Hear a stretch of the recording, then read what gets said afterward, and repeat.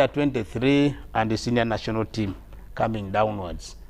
Can we qualify for the World Cup? Yes, we can. What do we need to make us qualify? The challenge with the Ugandans, the sports of Uganda, that's basically football.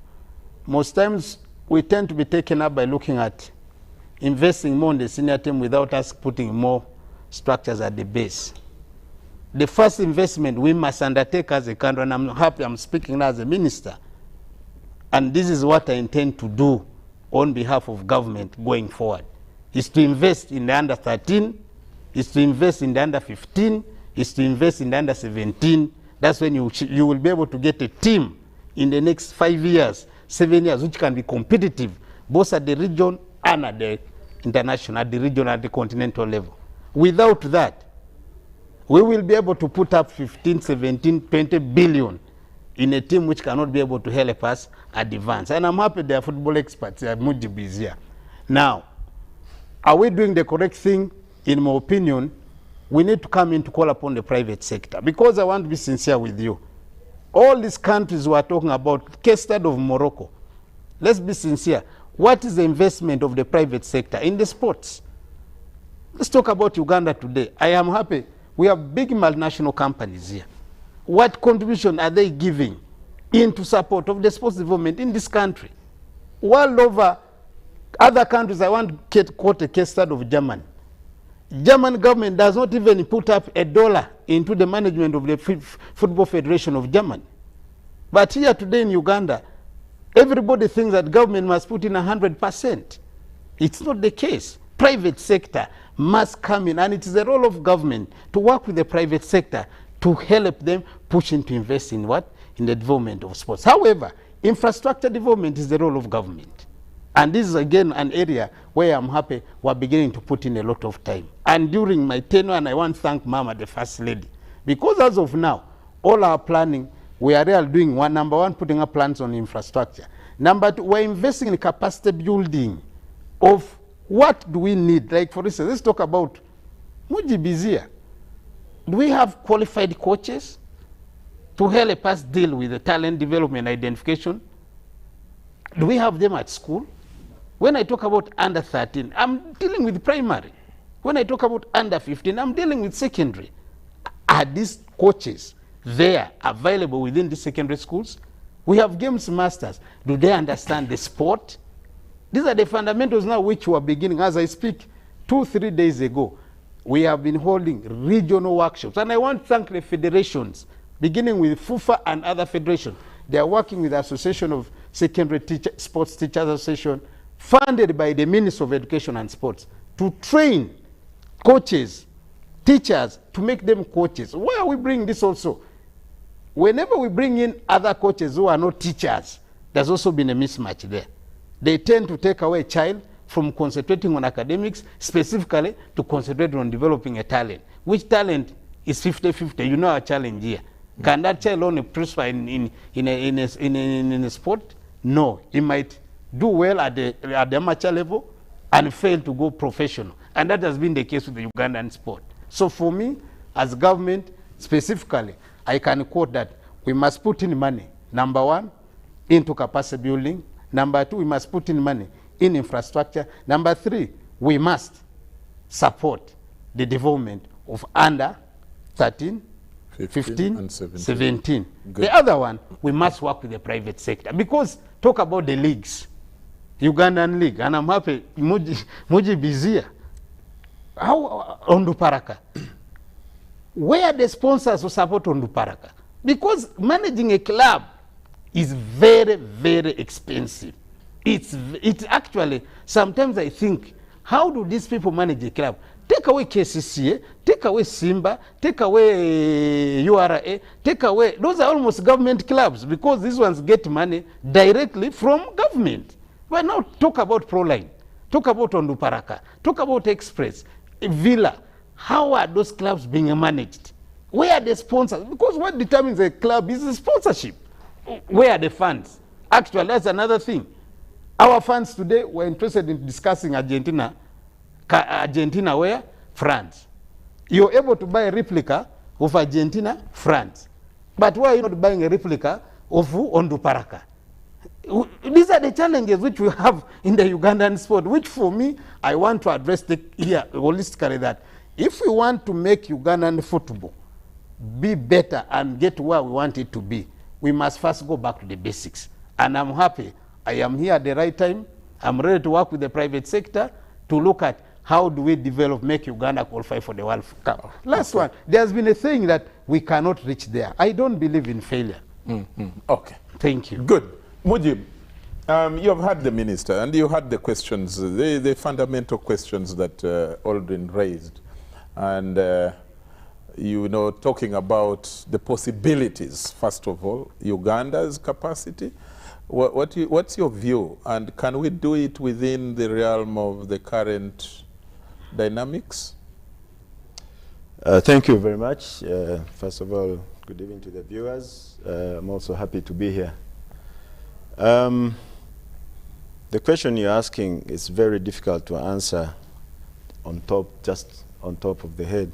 But simply, if we qualified for the World Cup in the next 2 years, we will have taken a shortcut. We will have taken a shortcut. And in football, there is no shortcut. You can take a shortcut and get to the top. But the moment you reach at the top, you quickly realize that there's no shortcuts in football. We can go to the World Cup, but what are we presenting if we made a shortcut to get there? Having said that, even the shortcut now is going to be extremely difficult. Because like you said, they are basics. And football as a game is about getting the basics right. And on the African continent, and also us, Uganda, we totally ignore the basics. But looking at football, you cannot look at it in isolation.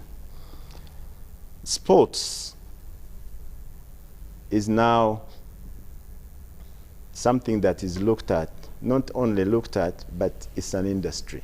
Yes, true. The countries that know the value of sports have created the industries. And once you create an industry, you begin to benefit from it. It will be very difficult for us, Uganda, to benefit from sports.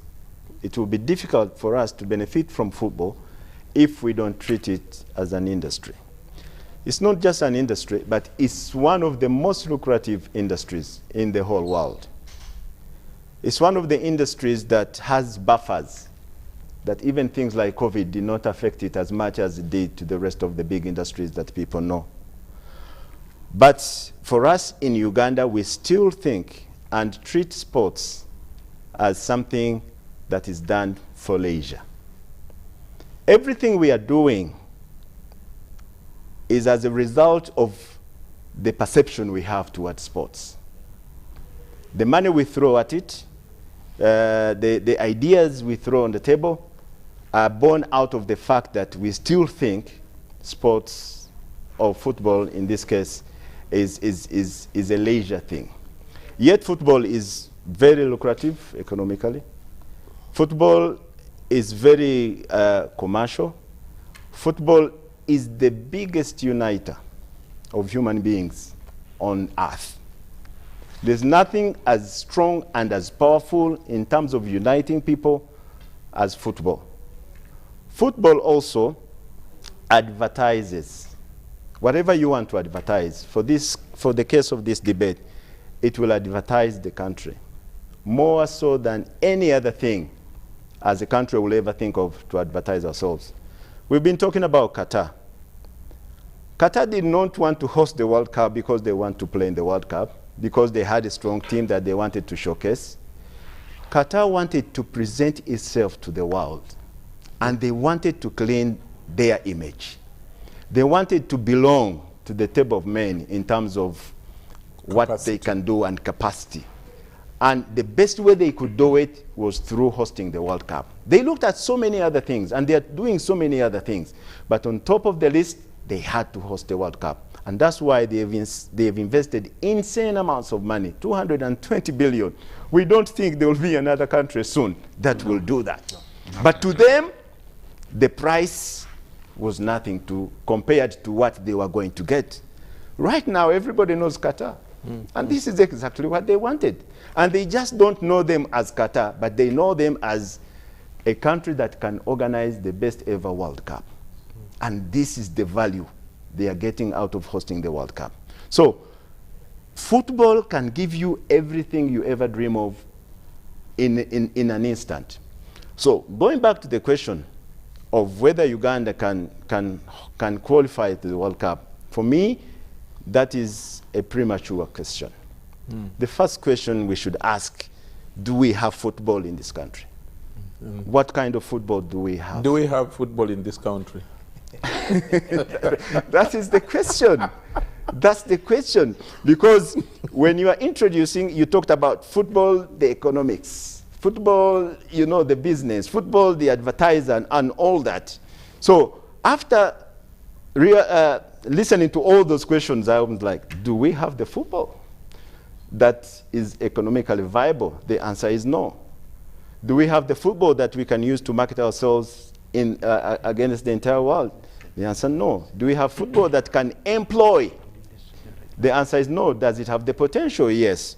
So for me, I don't think we are ready to qualify for the World Cup. That is plainly putting it. We are not ready to qualify for the World Cup. And asking ourselves to dream about the World Cup is trying to take a shortcut to the top. Okay. Because we first have to create this idea of being a footballing nation. Okay. Aldrin, it comes back to you. Mujib has not answered the question. Do we have football in this country? What type of football do we have? We have football in this country, but we have amateur football. But also, I think we still don't understand the power that football has. I'll give a simple example. In France, when the team arrived, remember they won the silver medal. When the team arrived, to the French, that was failure. So what do? The man the entire world has been praising, the next GOAT, Mbappe, and 2 or 3 others, they faced the usual racist abuse. Seriously. They didn't want to know Mbappe. He just scored a hat-trick in the final. He was the top scorer with the golden boot. But they had to go that route. And believe me, according to the French, even though 50,000 went somewhere to receive the team, but largely they thought it was failure. In Brazil, the moment they landed after being eliminated, they were pelted. Brazilians pelted them with stones, with abuses. They didn't want to know. The story goes on. You know what happened in Belgium? What am I coming to? In Uganda, criticize a footballer for poor performance or behavior in the media. You are the enemy of football. You are not patriotic. And I'm saying this is a failure or a refusal to understand. I started by telling us, football is not individual. It ceased to be if it has ever been. No one owns football. No individual can own it. At the World Cup, teams are there to represent nations. When you represent nations, you are representing populations at home. Everybody seeks for pride or their moment when they see their flag. That's responsibility. One of the vices that we have here, and that's why I said people still are not understanding the power of football. The vices we have here, a footballer is the first to react negatively, probably even attack someone who they had on radio or TV criticizing their performance. Because the footballer thinks they are the football. Football is theirs as the players. They are stars. They're stars. They don't owe the national an explanation for bad performance. They don't owe nationals for poor performance of the team. So you go at them, they come back at you because they are the star, you don't talk to me. But remember, when he scores the goal, he wants you to make a headline. When the team scores 5-0, they want every media to write about that. That's the only thing they want. I'm just bringing that to highlight the fact that the nations we are trying to chase treat football as if failure is embarrassment. Here, failure doesn't get to that point. It's just another bad result. Guys, these are Ugandans, let's move on. So that for me is a problem. Secondly, football and where we want to take it. I saw Qatar. They had a very poor team. Of course, they couldn't compete. And like Mujib said, that wasn't their purpose.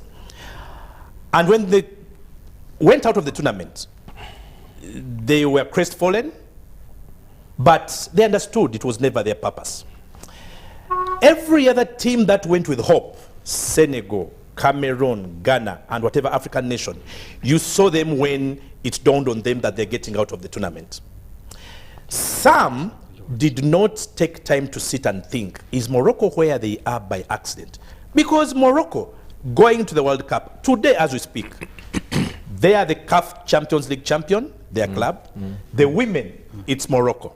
Every tournament or competition this year, if this year stroke last year, which has been competed for in Africa, Morocco has won it.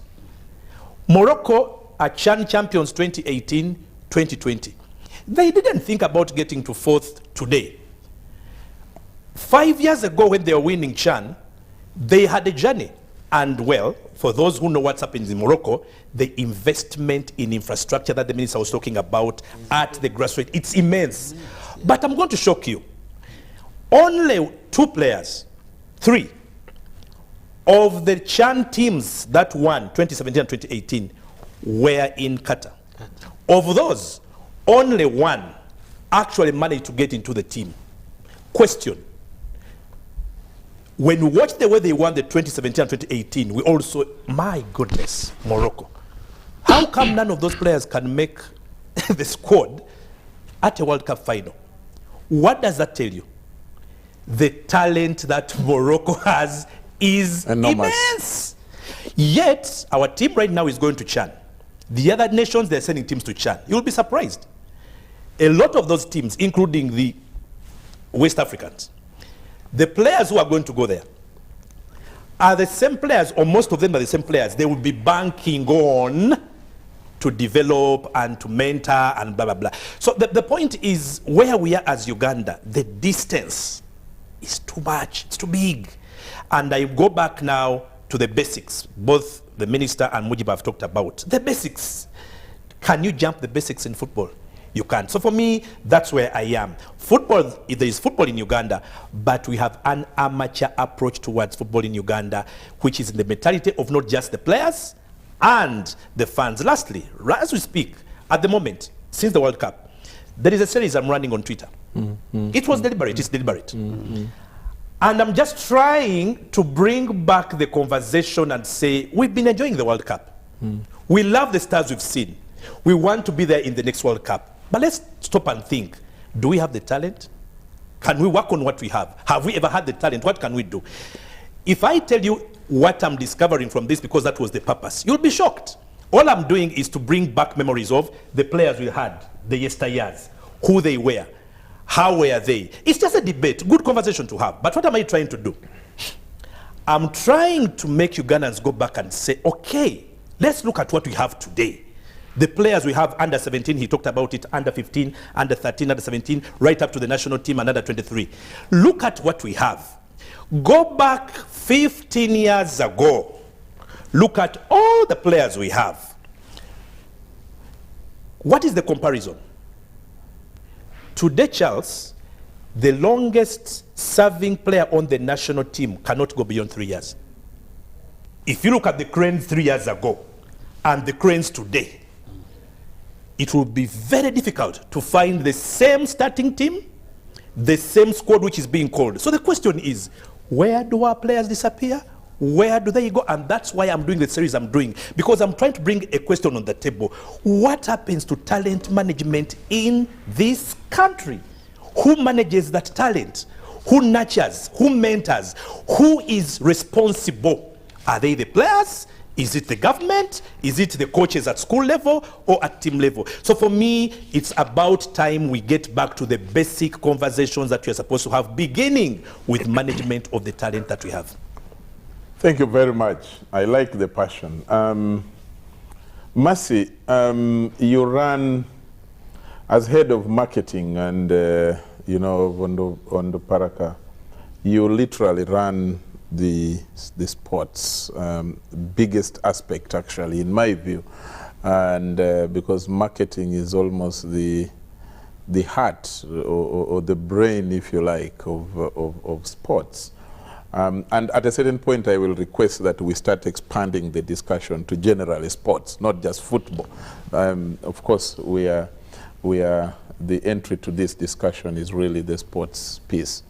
But the question I need us to exhaust and first put to rest, whether we have football. The two gentlemen talk about talent, and do we have it? Yeah, I think I would summarize what they've said, that football is 3 aspects. The talent is just one of those. Facilities is another, but also the qualified personnel to develop this talent. So I like to look at the 3 aspects very differently, because they answer the questions to whether we have football in this country or not. So let's start with talent. No doubt we have a lot of talent in this country. I cannot tell you, Charles, the amount of talent you will find if you deliberately took a talent search all across this country. You'll find very young, promising players with skills and passion for football, and you really see that they do have the talent. And so when you speak about facilities, and again, I want to just look at the World Cup that we just completed. The African teams that represented us on the continent no doubt had the zeal. They had some pretty good players, some international, some indigenous players. But you realize that at some point that was not enough.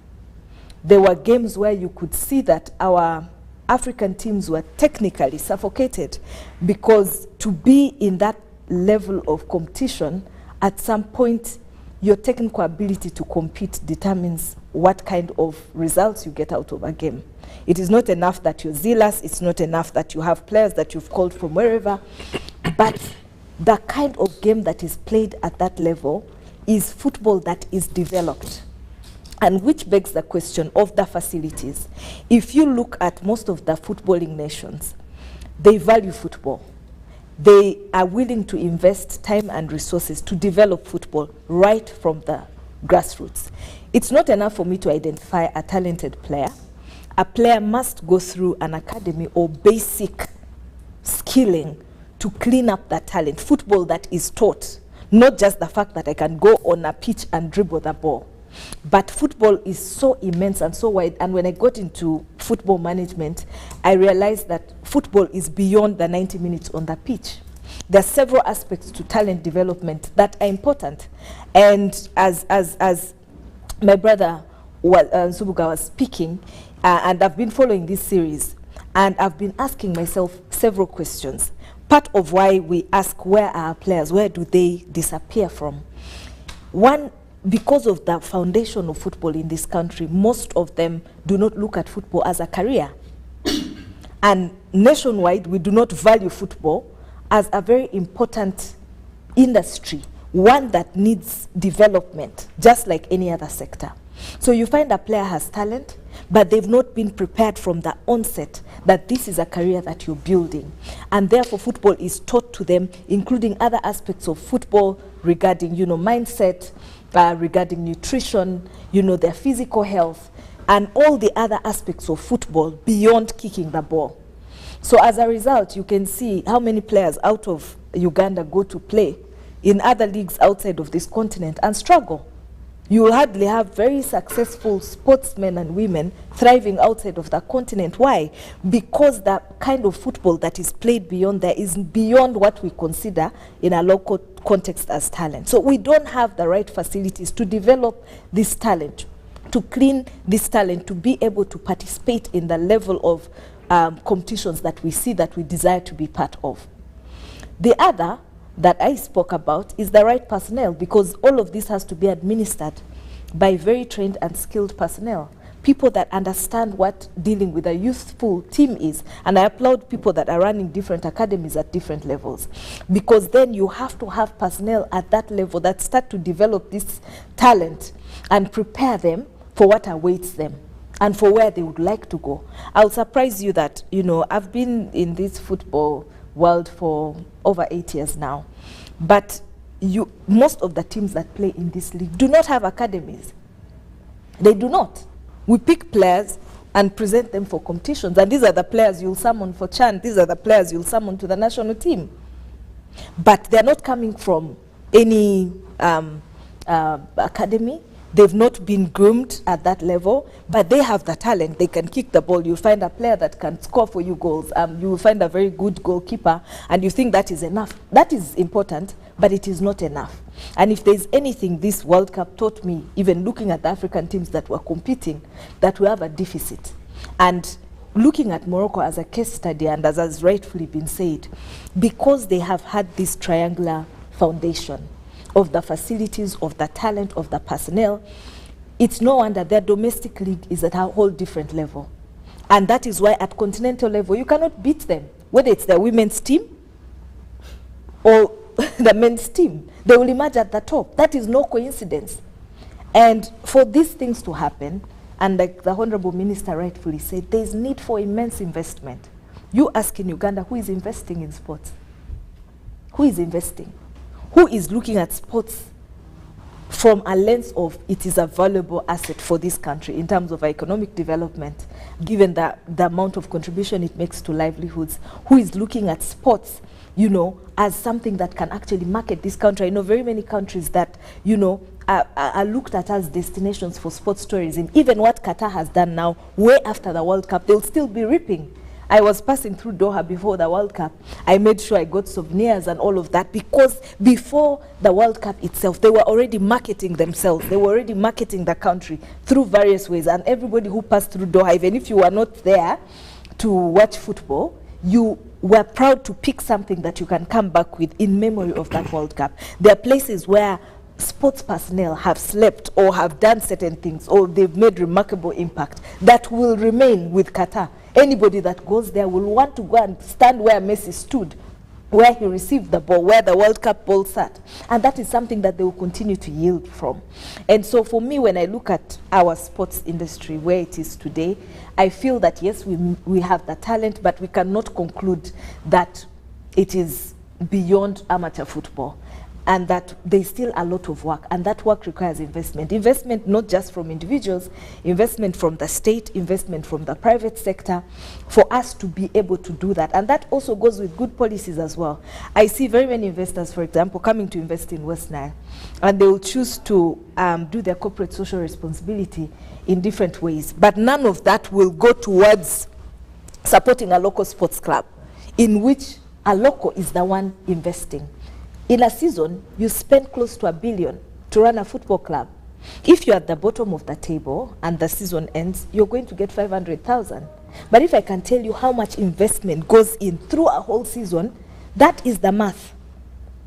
So how do we compel the private sector through, you know, good policies to be able to have some level of investment in something like this that we value, that we know, even just at country level, is beneficial? And I can tell you, as a person from West Nile, having Onduparaka in that region for all these years has brought a lot of transformation. Transformation. Tourists, there are people that come from different places. When they come to Arua, the one thing they want to see is, we want to go and see where the stadium is. We want to go to Onduparaka, because in their mind, their picture of Onduparaka is very different from what it actually is. We cannot have a single jersey in our store in the first 3 months of launch. Why? People feel a sense of identity. You are employing young people, over 50 of them, and that money is not coming from anywhere else.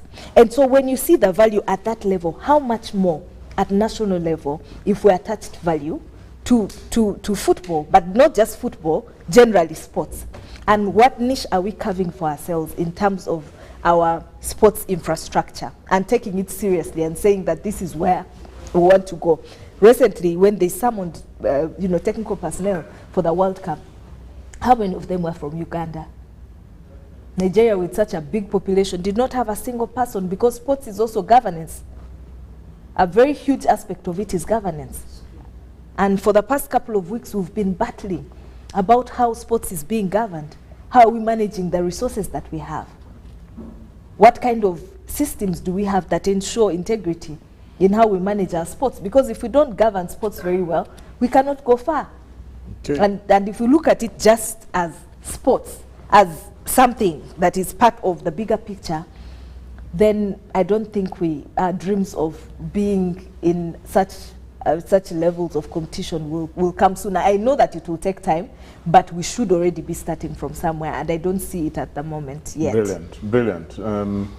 Let me bring the discussion to the discussion to Honorable Mapinduzi. You and I are probably the odd men out, you know, on this discussion. Honorable Guang is closely tied to these guys and their sports. You and I, no wonder we are the one. I mean, for me, I'm the only one now in a tie. The rest are very appropriately dressed. You look a coach, so I know.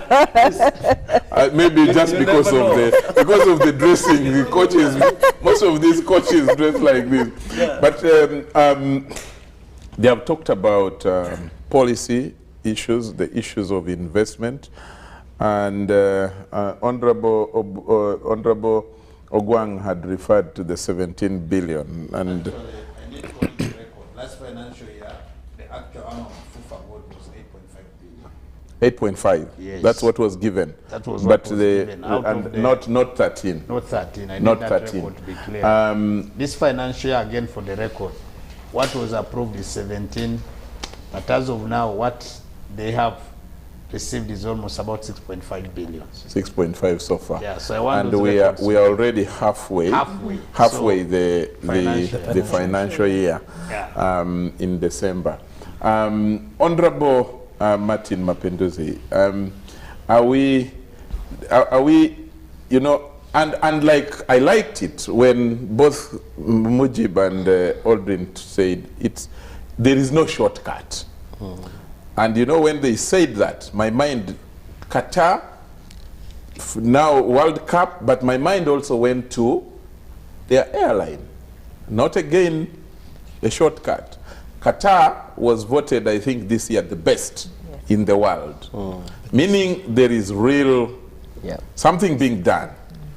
Are we up to the task as government, as the topmost policy-making organ, that even if it means creating a niche market, that this is where we can get the country on a certain path, which is developmental, transformational, using sports?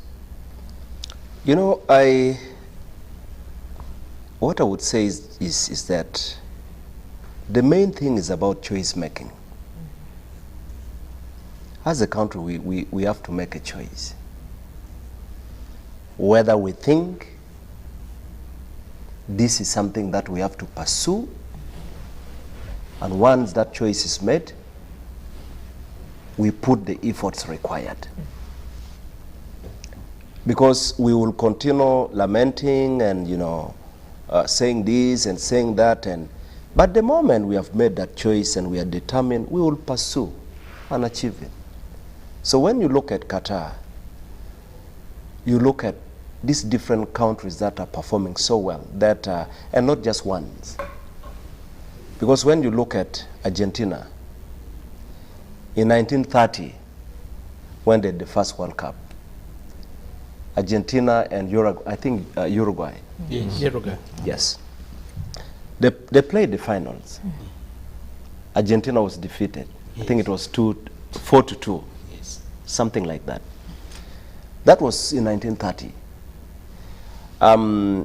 So again in 2022, Argentina that played finals that time plays again and becomes the winner. So then you begin to see the kind of effort, the record they have built over time, the level of consistency, because every year they prepare to appear and emerge the champion. And so that should be the spirit. But just putting that aside, you know, my brother Charles, football came to Uganda about 125 years ago. Around 1897. It was actually introduced by the British. I'm told there was a famous Cambridge runner called, I think, Pilkington, who became then the trainer. I'm told it was around Namirembe, where there was a football team established for Buganda.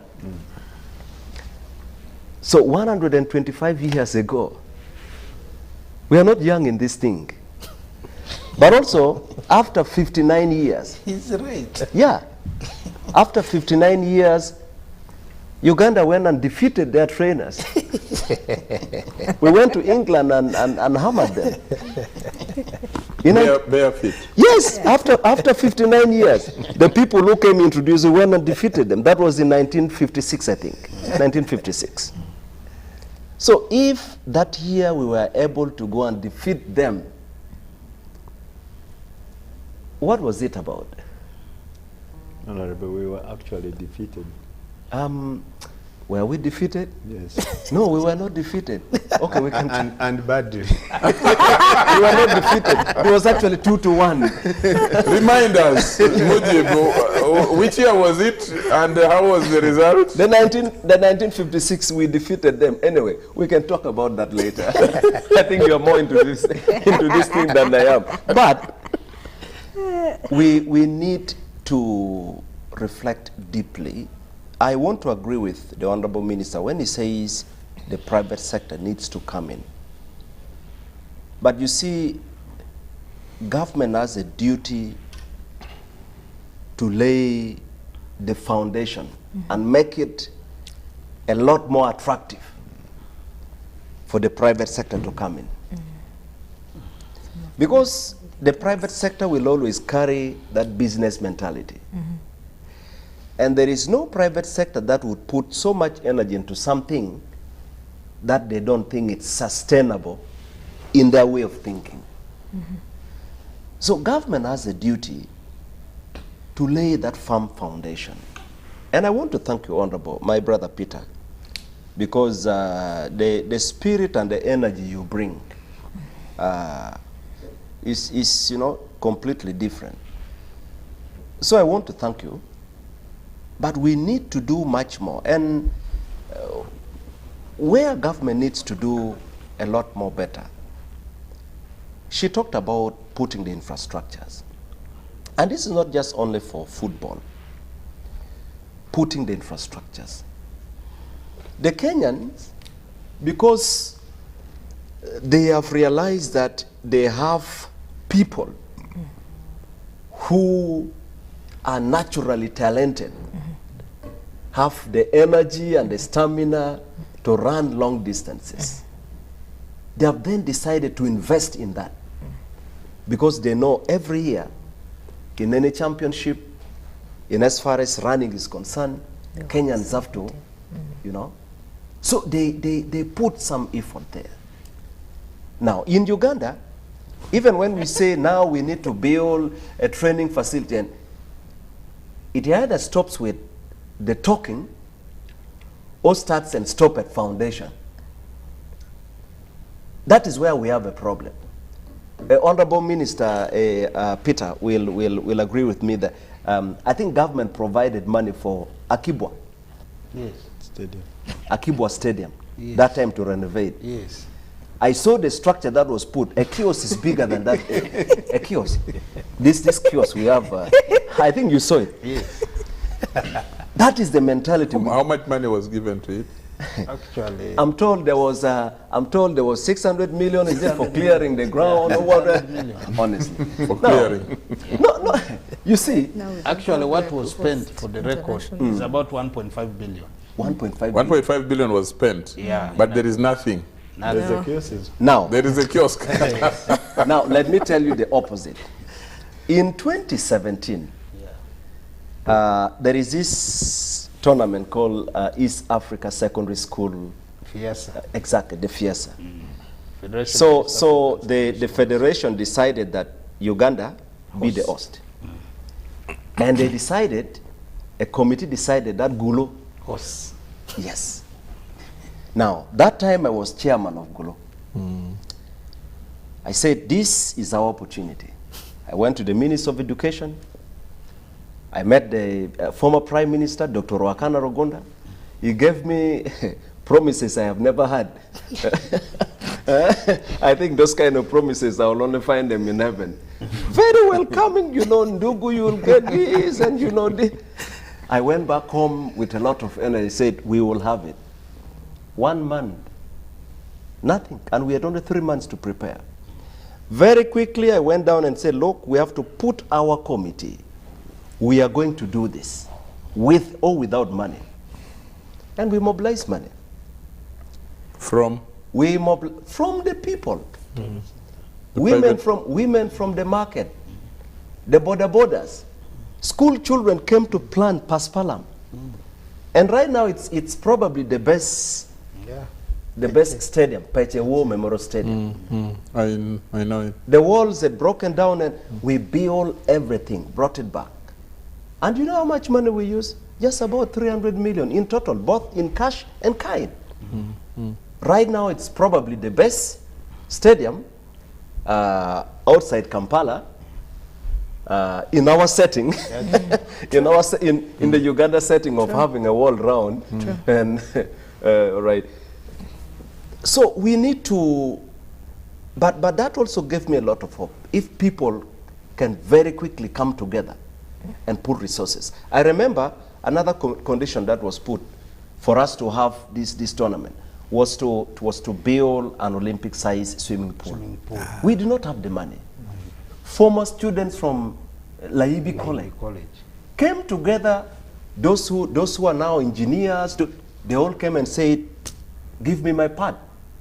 The engineers took their part and they built it.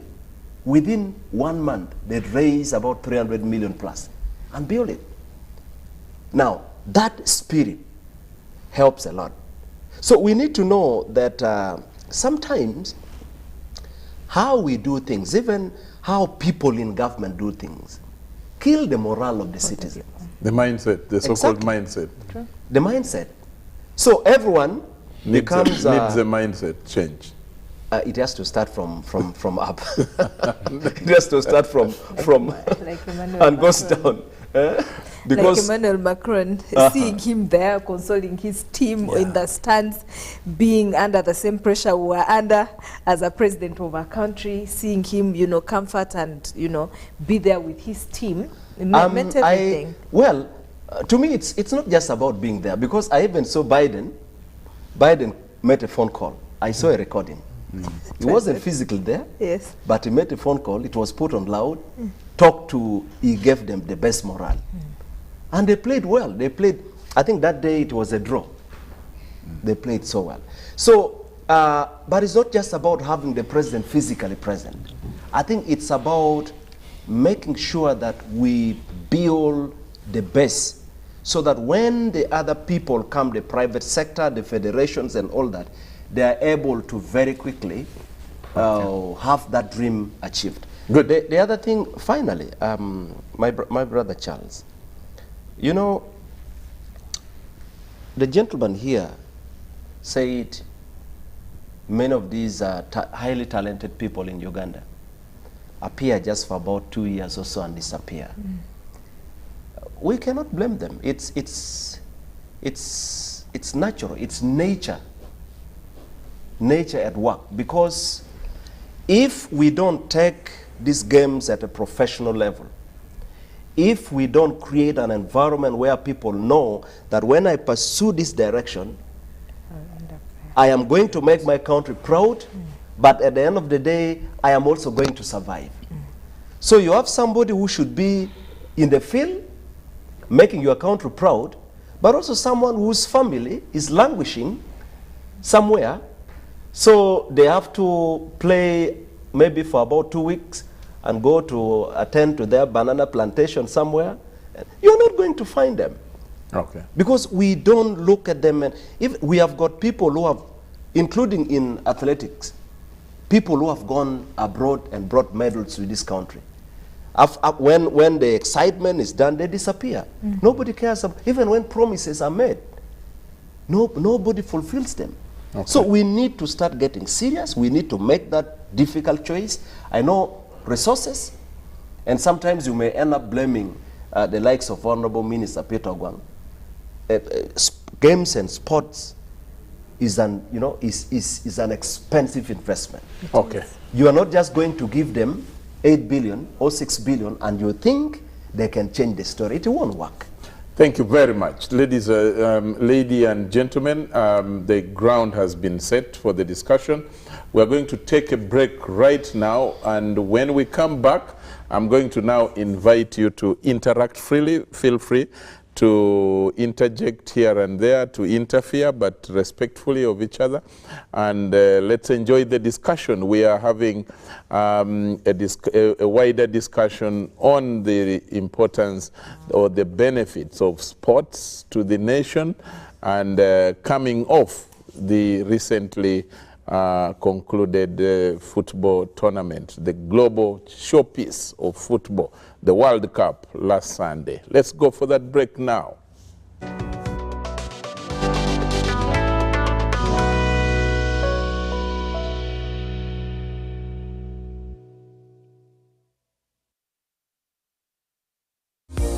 Set to transport to the wrong person.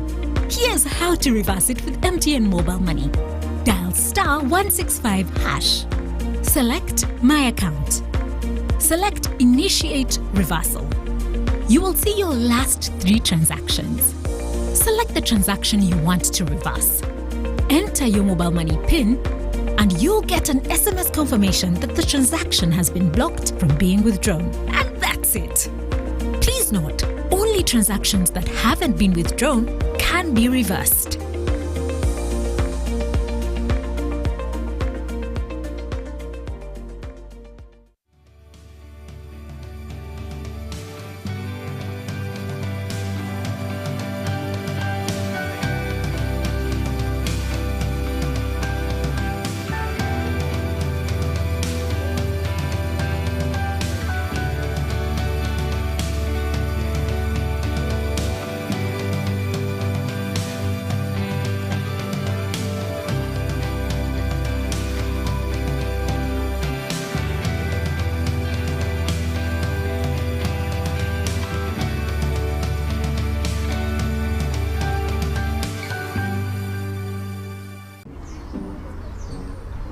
Paying for groceries the old way. 3, 4, 5. I don't even know what he's doing. 7, 8, 9. Allow me. Paying for groceries with the My Airtel app. You have the power in your pocket. The power to conveniently pay for goods and services. Unlock that power with the My Airtel app. Visit the App Store or Google Play now. That's my wife. Yeah, let me just take this quick. It's our mission to secure your money. Protecting your money is as important as earning it. It is for this reason that the Deposit Protection Fund of Uganda, DPF, was established by the government of Uganda to provide deposit protection to customers of regulated financial institutions. In the unlikely event that your commercial bank, credit institution, or microfinance deposit-taking institution fails, the DPF will pay you up to 10 million Uganda shillings. Keep your personal information such as national identification number, mobile phone, or an alternative bank account updated with your banker. Terms and conditions apply. For more information, contact DPF at Aha Towers, Plot 7 Lodell Road, Kampala. Call 0312-206-400 or visit our website at www.dpf.or.ug. We are the DPF. We protect your money. Protection Fund of Uganda.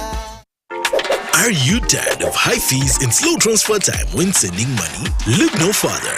Airtel Money is here to revolutionize the way you move your money. We have revised our rates, and now sending money from Airtel to other networks in Uganda, East Africa, and to the rest of the world has never been more affordable. Plus, you can trust Airtel Money to get your money where it needs to go quickly and safely. Simply dial *185# and start sending money. Switch to Airtel Money today and experience unbeatable rates and top-notch services for all your local and international money transfer needs. Airtel Money. Instant, secure, borderless. The Ministry of Health informs the public that there are confirmed cases of Ebola in Uganda. We, however, urge the public not to panic as the situation is being managed. The Ministry of Health further reminds the public to be on the lookout for any persons who may show signs and symptoms of Ebola. These include high body temperature, abdominal pains, diarrhea, vomiting, bleeding from the body openings such as the nose, eyes, and mouth. Please inform the nearest health worker immediately if you see anyone with these signs and symptoms. To prevent Ebola from spreading further, please take the following preventive measures: regular washing of hands with water and soap, avoid handshaking and hugging, avoiding any contact with any suspected Ebola patients. Any person who dies suddenly should not be buried but reported to the nearest health worker or LC1 immediately. For further information, please call the Ministry of Health toll-free number on 0800-100-066 or send a free SMS to your report on 8500. This message is from the Ministry of Health with support from UNICEF and World Health Organization. MTN. Radio Favor to Sako. Garubo January. Wakamwezi Ganeze Chebando. Big size baby cool. Lady. Shiva Karonji. Drop it up to Joe. Vivian Tendo. Mariachi. Abakaduka Mugaba Kulebedwamo. Lord Fred Sebata. Kugenda kwa motwaro kumu kuyingira. Bali kama konko na ndogo. Kumepira bili mwesa tu. Hakunyimine Garubo January. Bali kwa kamwezi Ganeze Chebando. Chuma cha Balam Sound. Biti udomo sente. MTN. Biteke kedwa. Radio 4. And Susie.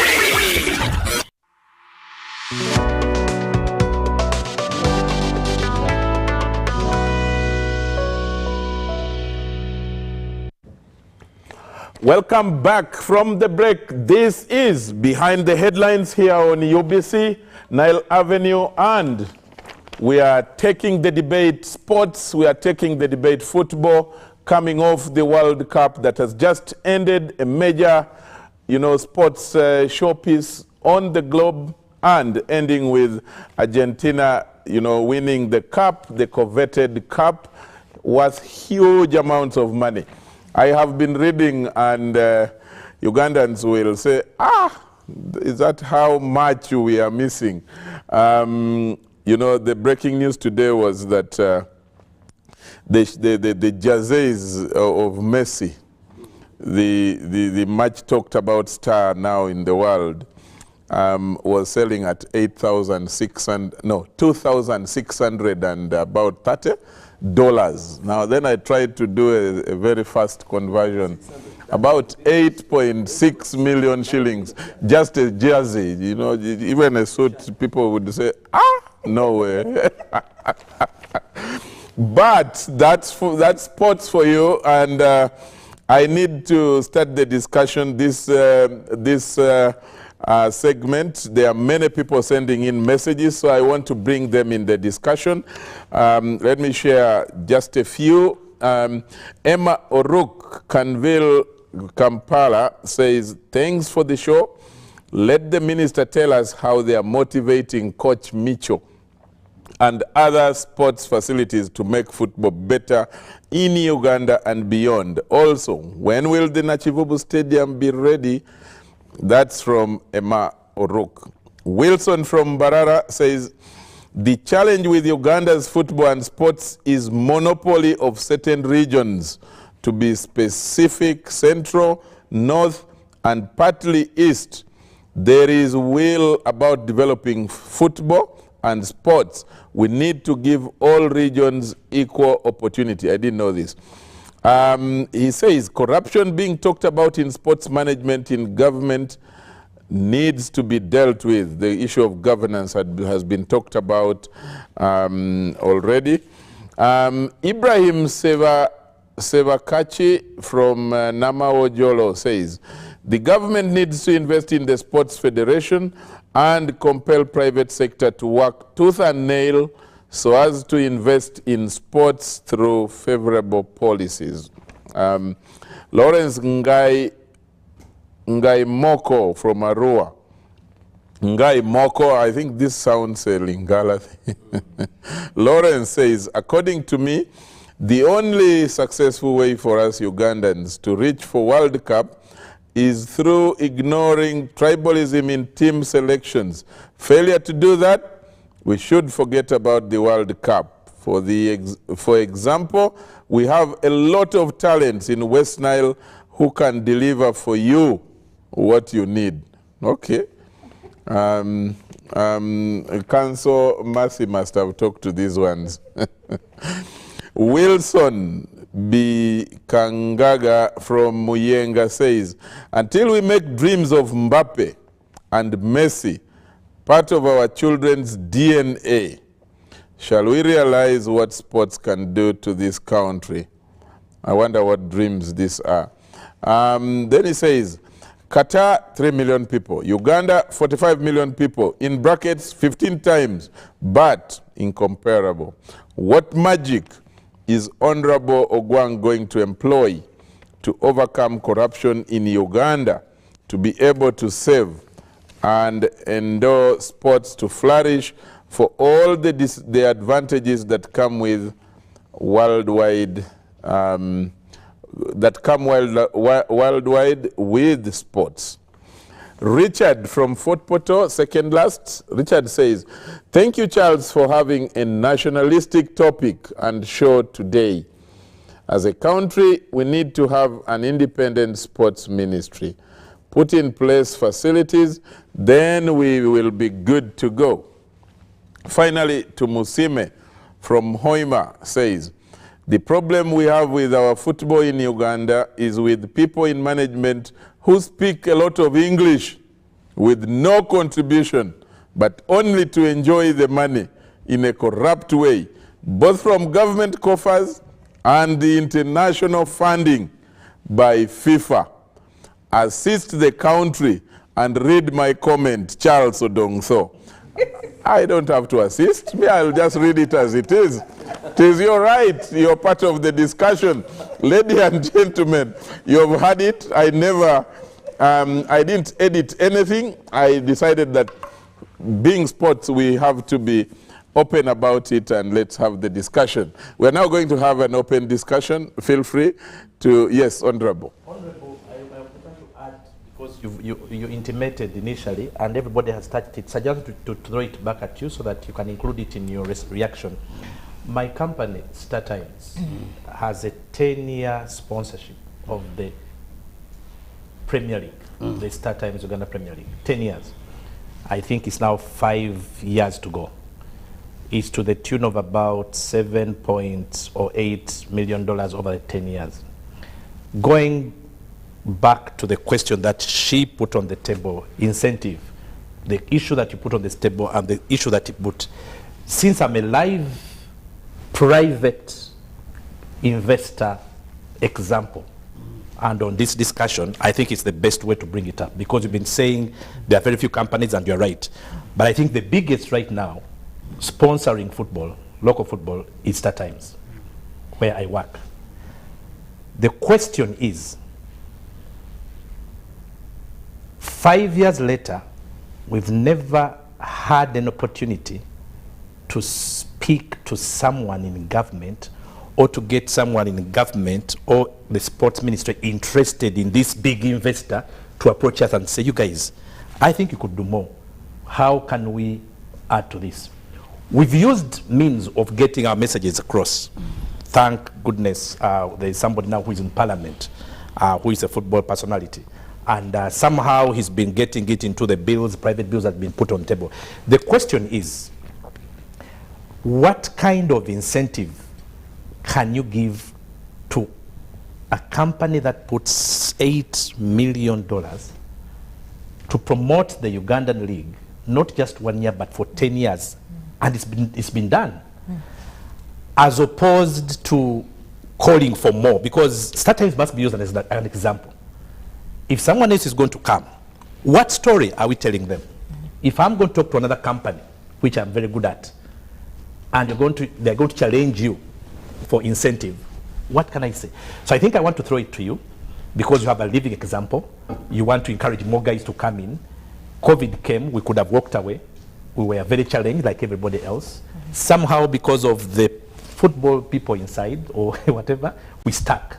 But going through and determining to complete the journey, is there anything now that the discussion has come on the table that you can promise or you can start seriously working on and say, no, we can't let companies like StarTimes go away or go out without us showing that we need them? I think you can use us as an example, and then you help us to hear you out.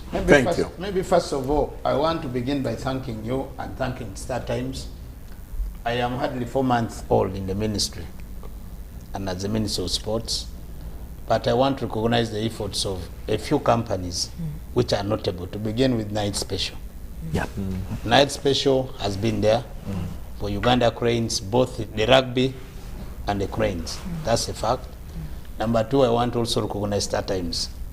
Number 3, MTN used to be there.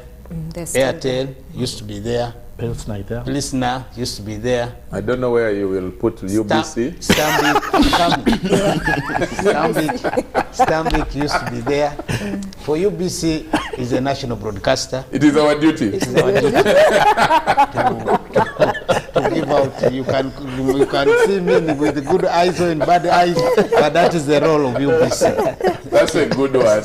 So, in terms of no one from government, I am here. Okay, thank you. Sir, even if you want me tomorrow in your office, I will avail myself. I'm wondering how he failed to get you for 4 years. Yes. When even if he wanted to go through me.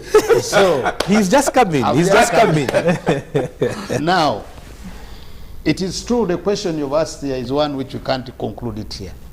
It's important. I'm formally going to request you for a meeting. Even tomorrow, I am meeting one of the biggest financiers, because as of now, it's not about talking. I have been given a job. I must prove to my appointing authority I'm working. When we talk about infrastructure development, I am meeting one of the biggest financiers tomorrow to look at how do we have a Kibwa of, how do we have Buhinga of. When I talk about these two, all the designs and visibility studies have been completed. Yeah. So it is only now waiting for finances to construct 2 multi-billion stadiums, again to add into the national stadium, which is Nambole. It is also true that we are planning as West Nile. I want to thank the private investor whom I have interacted with him on phone, who is putting up a stadium in Arua. Mr. Joel Ayita. He has actually invited me to visit the facility, and I met a group of Egyptians who are referred to me by Mama, the First Lady, who went and looked at the infrastructure. Of course, there are areas where they must accept. For a stadium to qualify to play a CAF game, there are certain parameters which must be operated, which must be fulfilled. True. Without that, you can't gamble. And that's why the ministry, National Council of Sports, FUFA, becomes important in terms of helping in technical expertise. Even now, as we are renovating Nambole. But there's a fundamental question which Mujib asked. Is there what? Do we have football today in Uganda? I confirm yes. What time? We do. He added, he said, what time? What time for football? I confirm, first of all, yes. Why do I say so? As a Minister of Sports, of course, world over, the most popular game is football. Number 2, Uganda, despite our own challenges, we have had some progress. Remember, we had a women qualify for African Cup of Nations. Our she cranes, they play, irrespective of our coming out, but that was a positive on our side. We have had our national team put up a good show We have had under 23 put up a good show. We have had under 20. Actually, under 20 is promising if well managed going forward and if well supported. And I'm happy that they are going to Algeria. However, we have a few issues in the governance. And the governance gets back to the clubs. And this is where, as a minister, remember, this is where I stop. There's one thing, non-interference. So now, I only look at how much do I put into FUFA. I am only interested in how have you accounted for my money. Like the question was asked, how much do I pay Micho? Micho has a contract with the FUFA.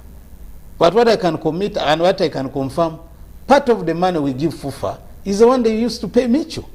That's the fact. So how much do they pay him? That's not my work now, but I don't know whether that information I can disclose it. And by the way, we are happy to know that from next year, the government is putting a certain amount of money through the federation into football clubs. I think that's a good starting point to what you're saying, because in the history of our football, that's one of the moments when we felt that support directly to proprietors of football, in addition to what I was actually coming to that. Let's now talk about Nachivugo.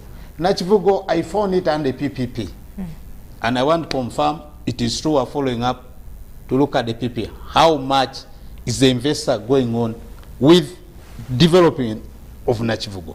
However, there are certain challenges again Nachivugo is facing, which I'll be able to address it on 30th when I'm addressing the country, because I intend to address the country on matters of sports development holistically this month. I'll give a very firm address as far as Nachivugo is concerned. So, first of all, I also want now to conclude and say the following. Infrastructure, we have a master plan which I want to confirm Nambole will be ready in 6 months' time. I'm happy we are discussing matters of football. 6, okay. And now, as I speak, I've been reliably informed 2-3 days ago, I chaired the meeting again in Nambole with the management of Nambole, that the procurement of all what is required is taking place. All I need is to go and take the president and my minister to officially open Nambole for national use.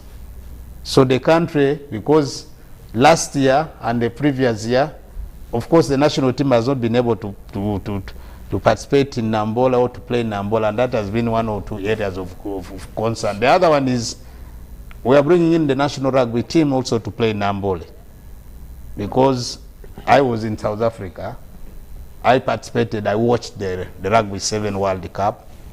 I have committed government to host the World Rugby, what they call World Challenger Series. And I am happy that Uganda is going to be given a hosting right. But all that is dependent that Nambole must be ready. Because recently I was even in Dubai. I watched the HSBC. When we talk about these big nations, these ones bring 24 nations here. That's with a total number of people, not less than 3,000 people. These are big countries, these are big spenders. So that's money coming into, like Iboji said, this is an industry. Sports is an industry. So for me, I wanted to only say that as far as government is concerned, we are, as of now, spending about 63 billion into sports per financial year. National Council of Sports takes about 48 billion, which goes, part of that money is for paying wages, but the rest goes to federations. Now, about 13-14 billion is one which remains in the Department of Physical Education and Sports to support the development of sports both at university, secondary, and primary. However, there's money which is never talked about. This is the money which goes to districts, cities, and municipalities. And I know now I'm going to mention in news again here. Government sends in 40 million shillings per municipality, per city, and Honorable Mapinduzi. I don't know whether you're aware that Gulu City gets 40 million. And what does it do? This is part of the money which we call basic, to try to support sports development at that elementary level for parts of seeing how we can be able to allow our children to compete. So are we committed as government? 40 million in a year. In a year. Are we committed as government to support sports development in the country? Yes, our priorities have been Of course, we've had issues of priorities and the challenges as a country, but I want to reiterate the words of the president. Recently, when he hosted the team which came back from Birmingham, he did tell the country that finally we are going to invest money into sports. And now news is here. What is coming? Uganda and Tanzania are beginning to put up a bid to co-host African Cup of Nations in 2027. What does it bring to us? That we are going to have infrastructure. Is Arua ready? Is Gulu ready? Because when we talk about infrastructure, government can construct a stadium, but can Sadio Mane come and sleep in a 3-star hotel in Gulu? It's about the private sector. Same to West Nile, same to Masaka, same to Jinja, same to Mbarara, same to Fort Photo. So these are things, when we're talking about that government, there's no way we can take away the private sector. So my brother, are we laying the foundation? Government has already laid the foundation. All we call upon the companies, like StarTimes is already putting in. MTN, with due respect, I was in ICT. The biggest taxpayer is MTN, but let's be realistic. How much is MTN replying back into sports development in Uganda? How much is it putting in Nigeria? How much is it putting in South Africa? These are the comparative questions which we must begin asking. StarTimes, if you're giving Uganda 7.8 million, what are you giving in Kenya? Because these are all brands. So for me, it's not about saying that it's about negotiation. That's true. So my moderator, for me, I only want to tell the people of Uganda and the sports administrator, Mujib Izia, who is running a club, that I know what challenges you go through, and I only want to ask you, I am ready to meet any investor who is ready to help any club as far as sports development is concerned. For me now, all I need, because if Proline has good investors, has good money, Proline can be able to develop talents which will help the country. The last one is on an academy, because some of these things also has not gone to the public. I have met an investor who is interested in the oil and gas. He's going to put up a national football academy in Hoima. This investor has 2 football academies in Nigeria, and the 2 football academies are connected with FC Barcelona and FC Seville in Spain. So this investor, what we are only waiting for, the MOU, which is before the Attorney General, for us to go ahead and sign the contract. Then he puts in his own money. He's ready to bring in professional coaches from Spain to come here and begin to look at our talent, look at our clubs. So as the more we get into the oil industry, I know for a fact that our football, our sports industry in Uganda will be able to up. Like now Total Energies. Total Energies is putting up, sponsoring African Cup of Nations. Yes. Question is, why don't we, like you have correctly said, I have personally started to contact these big companies. How do you then come in to help Ugandan sport? Okay. All I need is a strong Premier League with good money. That helps me in terms of talent identification and development as a country. On the issues of players are disappearing, I think we answered it well. Every morning I'm in KCCA. Mujib gets me there, trying to do my physical fitness. I know of 3-4 boys who have entered into sport. 2 of them are in Northern Ireland. 1 is in Spain. These are boys who have been with us in Filippo Mondi here. What is our challenge? Friends, let's be realistic. And Mujib, I want you to tell this to the country. The question of we tend to under-declare age. These are facts. So, which club wants Ogwang with 35 years to be told that he's 25 or 22?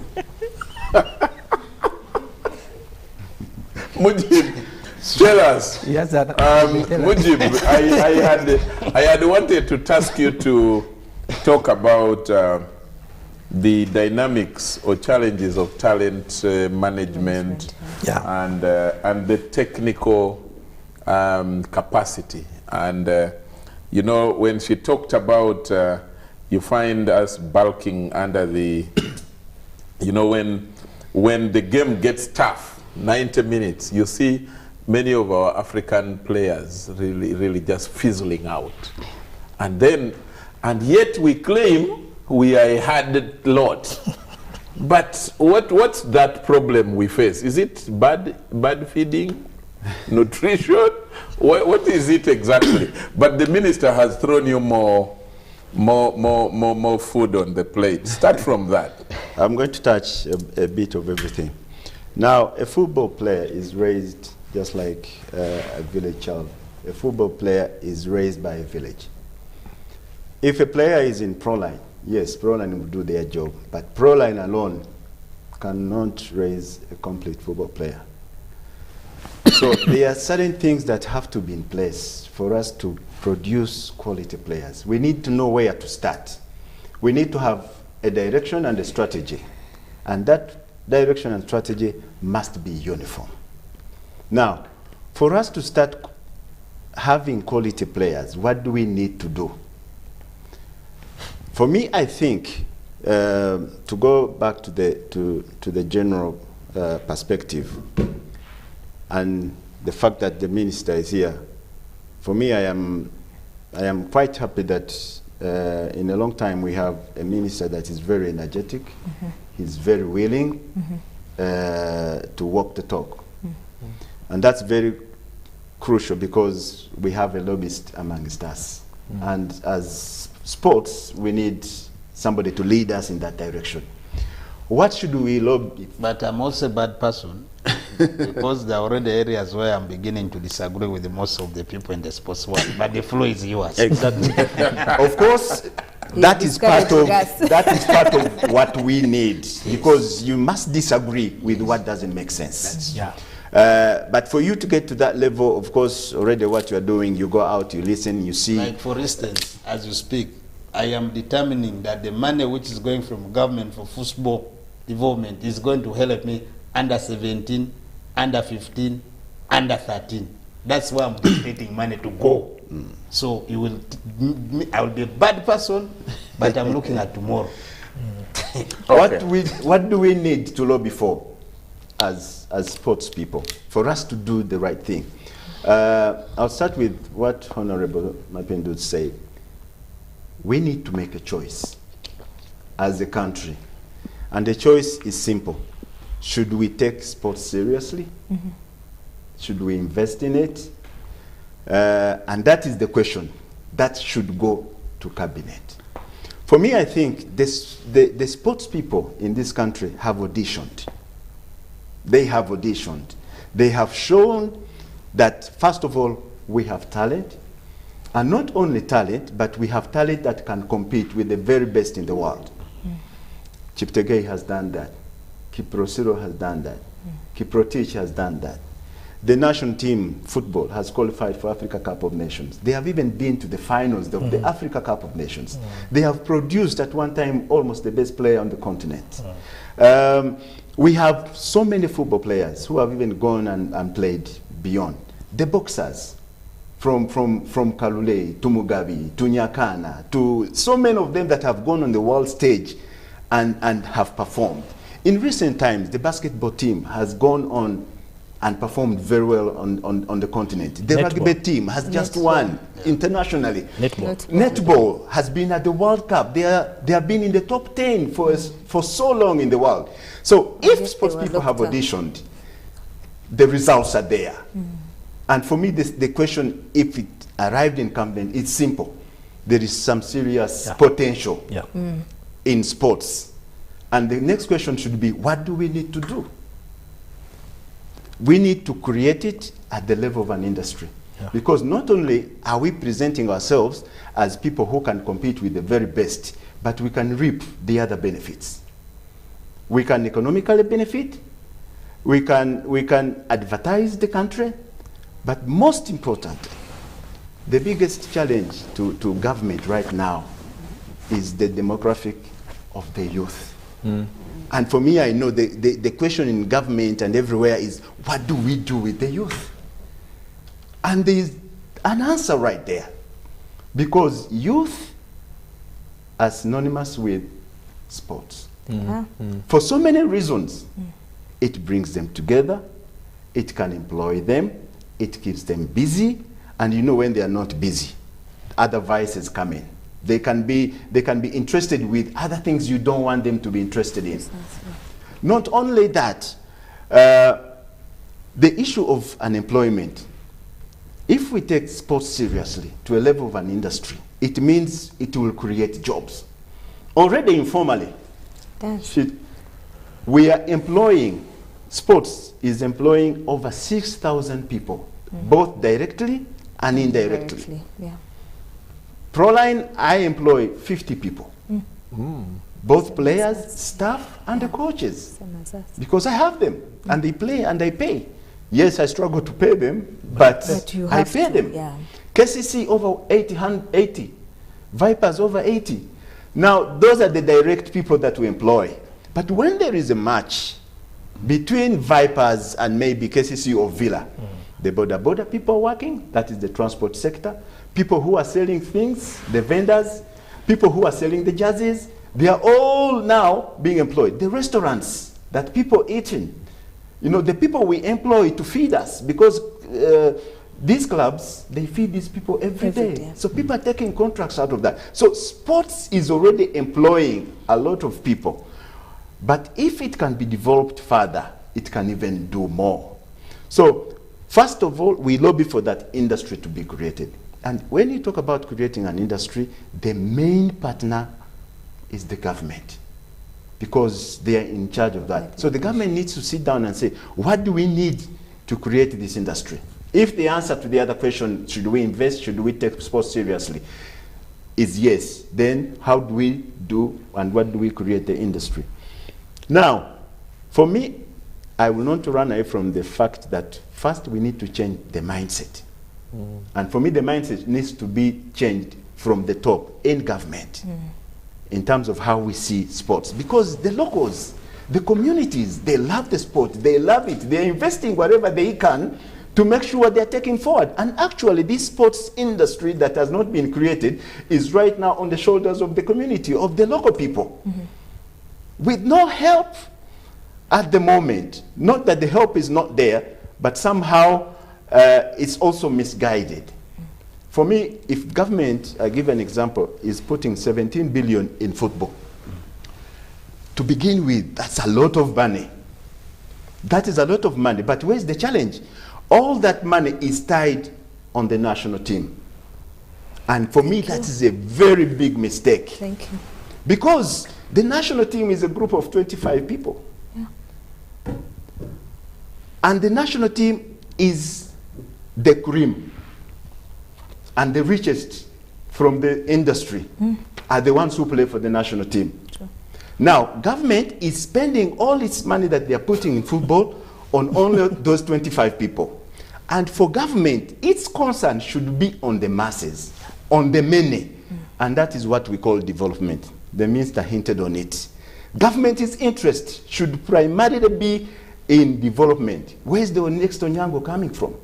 What about those boys in Karamoja that are playing? Do they have a ball? Do they have a coach? Do they have a place where they can play from? You see, those are the questions government should be asking themselves. You know, capacity building. But all the money the government is investing now is on the national team. So we are starting at the top where the numbers is small. We're climbing the tree from up. Exactly. Secondly, on top of government spending 17 billion in the national team, for FUFA now, for football, for us, we have 6 multinational sponsors, and all of them sponsor what? The same national team. Yeah. The same national team. So the corporate companies and the national team, and guess what? Still the money is not enough. We keep crying for more. Would a policy help regulate that? Exactly. That's why I said we need a direction. How? I think, for me, I'll lobby for a minister to have a meeting where we bring all the stakeholders on the same table. Exactly. This business of government being in that corner, they do what they do. The corporate world is in that corner, they do what they do. The clubs are in this corner. The youth are there on their own. is not going to help until we bring everybody on the table and say, okay, what do we need to do? And at the end of that discussion, everybody will be assigned what their role is. Okay. So we know that if it's infrastructure, the government, you take the lead. If it's sponsorship and bringing the money, that's where the corporate world comes in. And what is my role as government? For instance, I give just a small example of what has happened elsewhere. If the president had a sponsorship dinner where StarTimes has been invited, MTN, the top 100 companies in the country, he talks to them, the president say, I need help with this industry. We as government will do our bit, but we cannot do it alone. Okay. We need you to come on board without compelling them, but you lobby them. We will do our bit, but we want you to do our bit. Okay. What do you want us to do to support you, to support the sports industry? If that ever took place, immediately they walk out of that. Proline, I'll be getting like 7 calls from different companies because they want to come and sponsor me. They have seen the benefit. They know it is part of their agenda. Right now, the sponsorship that is in sports, the companies are just helping us. They are giving you because you have nothing. They say, let us just help you with this. Most of the money is, minister, they present behind is not the real value. 30%, yeah. They will talk about 700 million, but the club is getting 120. Then they put all sorts of things. Why? Because they also have issues as companies. Adrian is there. That is, he will respond. You've heard. I'll come to Aldrin after Honorable, but let's try to. So for me, as I conclude, because now time is not our best. For me, as I conclude, what sports needs first, before we rush into the money and dividing the money, what we need first from government, we need good laws and policies. Because those will bring everybody on board. Those will make life very, very, very easy. We need infrastructure. The reason why I asked a question earlier, that government should ask themselves, do we have football? The answer, of course, is yes, but what kind of football do we have? And what kind of football do we want? So the reason why I'm saying that is that government can know where we are and where we would like to go, and then come up with ways through which we can get to where we want to go. Okay, good. Honorable. My brother, in 2 minutes. In 2 minutes, I'll try my best. There are obviously things that government has to do, but I also think the clubs and those who are involved in the games and sports, sector, need to interest themselves in trying to understand how to make sure that the clubs do not just begin to imagine that there is money somewhere. I have had the opportunity to visit a few clubs. A few years ago, I visited Stoke City. I visited their academy. Actually, in most of the countries, every club will have their own academy. True. You start a club, you need to plan to have a lot of infrastructures, because you need to build. You also need to look at how do you generate your own income, not just only from the matches. There are clubs that have gone far beyond just having a club and having matches and collecting monies, from the tournaments. Most of these clubs are even making their own jerseys themselves. That's true. So there are a lot of. So I think it's important that we need to vibrantly begin to think, how do we start a club and sustain it? How do we get money? Because yes, we need to put pressure on government. We need to put pressure on my brother here so he can do more. But it's obvious that government will not provide everything, will not provide a lot of resources. It's impossible. So how do we as people who are involved in this begin to creatively looking at how to generate income that can make the clubs grow. The other thing that is important, I have seen this, and I want to commend FUFA and your clubs, your different groups for the recent, the introduction of the FUFA drum. It has created, you see, almost every region trying to locally mobilize people. Recently in West Nile, Arua City, turn wild, you come to Choli, you go to Lao, you go to Teso, every part, and that is important. But I think if we can use that to now build much more, because the engine is has been started. There is a lot of excitement nationally, and this is not just at the private sector level. The local man and woman is now a lot more interested in this. So we need to see how to take on that. But one thing the Honorable Minister talked about, he mentioned the releases sent to districts and all that. Where we have a bit of a problem, we need to put a lot of pressure on these lower structures. You are talking about the under 13, the under 15. How do we identify talent, develop, and track so we don't lose them midway? Yes. A lot of this happen. You find children are identified and they have a lot of talent, and there is no much attention. They just disappear down there. So how do we track somebody and help nurture them and identify them so that they become a national asset? Okay. All right? Good. You track somebody from the village in Ombokolo. Let me use that example. To school, right? through school. Right. Yes, you track somebody from as far as Lukung or from Chamunga in Bushenyi. Yeah. Track that child so you can nurture them and they become a national asset. This is not there. Okay. So we need to put a lot of... I need to bring in Aldrin at this time. Good point there, and I need Aldrin to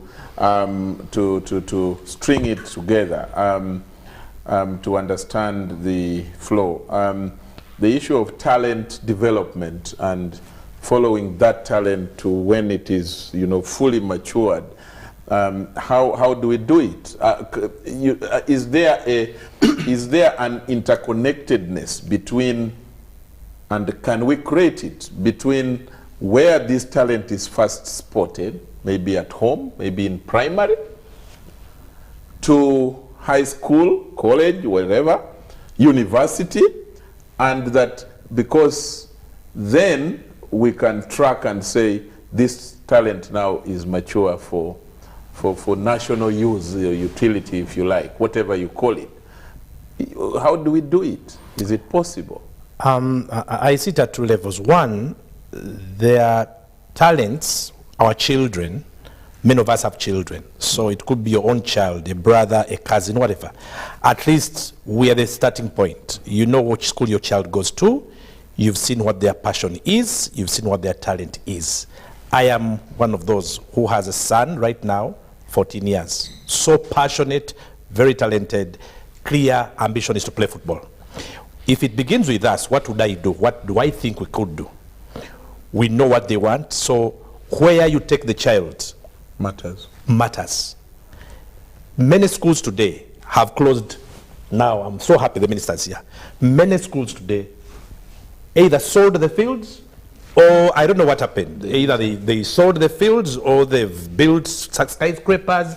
In school, sports is just deliberate. There's a deliberate policy by educators, read headmasters and school owners to kill recreation, which is the other side of your students or your pupils.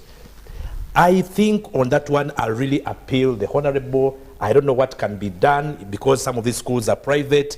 There must be some kind of policy. I don't know how you design it, but this business of having schools, because you are the one who put in money and started the school, but you only put buildings for kids to come and go out and have break and go home. Our kids have talents. Our kids. So for me, you see where the schools come in, but also you see how the governments come in. I don't know whether government left that for the owners of schools to determine, because even government school, most of the government schools still have those facilities, but the facilities have been killed. So if it begins with us parents, you go for these PTAs or whatever, parents, blah, blah, blah. We parents must make the voice and say, guys, my child plays football. I am not going to sit back here when the child comes for 3 months, the child has not played football. So the pressure from parents, we also have attached value to the fees we pay because we expect certain things for our kids. So if it begins with parents monitoring our own kids, then all the way to when they come for holiday, okay, if there is no academy, how can I help him continue? I'm glad my brother Mujib is here. My son happens to go to his academy for training. But it's not that everybody should take to an academy, but there must be a follow-up at home, somewhere nearby, so that we help them. But it begins by killing them at school where they can't kick a ball or run, because that's what is happening. And that's where they spend the most that time. For me is one way to start. Now, for the kids who come through communities, who can't monitor, but they're into communities, you find them on an open field somewhere, and blah, blah. I'm sure the elements we've been talking about, the district structures that is talking about, that we have had money which goes to certain districts and that level of communities. I have a feeling, again, I'm insisting, if we deliberately allowed these community districts, whatever, to have those stadiums. I like the example someone gave and said, by our standards. In fact, the Honorable here says, by our standards, because we have standards. It's not the Nambole St. Mary's, but there are standards of fields. Okay, I can extend it from stadiums to fields. If we can have a policy to ensure that, let me use Uganda, a Gombolola, Saza, at all those levels, we don't kill those small fields. We don't kill those, our standard fields. We just protect them, because kids at that level who are talented, they will go and spend the whole day there. They will go and sleep on those fields. If we can allow that, I have seen the talents that came through in the past, and this one I'm very, very confident. If you take the example of Kawempe, where I don't know 60% Kawempe Mulago talents have come from. It's people coming and you just go on your casual thing and you look at these kids and then you say, my goodness, who is that boy? Then you say, Andrew Fimbos. Exactly. That's how it happens. The late Majid The best Musisi. example is Lugogo. Yes. We used to have 8 fields At in that Lugogo. same place where you see ShopRite and Forest Exactly. Mall. All those were fields. And because there were 8 fields, everybody from Nakawa, from Nagulu, that was the breeding ground. Exactly. That's how we encourage community. For Can I give people. hope now? To pick The new law, I want to hear that law. the new law, which maybe you'll have to give us time to come back here. The new law gives powers now back to National Council of Sports.